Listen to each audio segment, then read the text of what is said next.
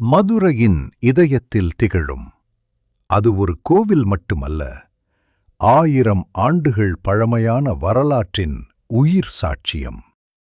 பாண்டிய மன்னர் மலையத்வஜ பாண்டியனும் கஞ்சனமாலையும் ஒரு குழந்தைக்காக கடவுளை வேண்டினர். அவர்களின் தவத்திற்கு பதிலாக ஒரு தெய்வீக பெண் குழந்தை பிறந்தாள். அவளே 3 மார்புகளுடன் பிறந்த அந்த குழந்தை தன் கணவனை சந்திக்கும்போது 3வது மார்பு மறையும் என்ற தெய்வவாணி பெற்றாள். அவள் வளர்ந்தாள்.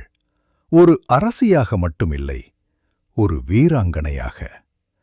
போர்க்களத்தில் அச்சமின்றி வெற்றி கொண்டாள். உலகம் முழுவதையும் வென்றாள்.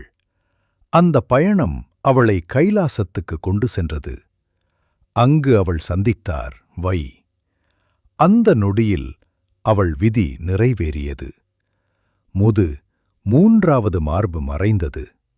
அவள் உணர்ந்தாள், இது காதல், இது தெய்வீகம்.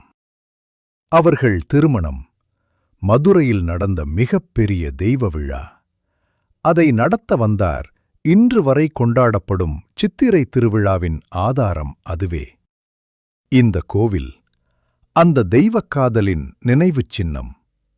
அருளும் அழகும் வீரமும் சேர்ந்த ஒரு சக்தியின் அடையாளம்.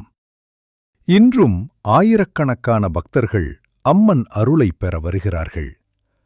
மதுரை வாழும் வரை மீனாட்சியம்மன் மகிமை நிலைத்திருக்கும். அம்மன் அருள் எல்லோருக்கும் கிடைக்கட்டும். லைக், ஷேர், சப்ஸ்கிரைப் பண்ணுங்க.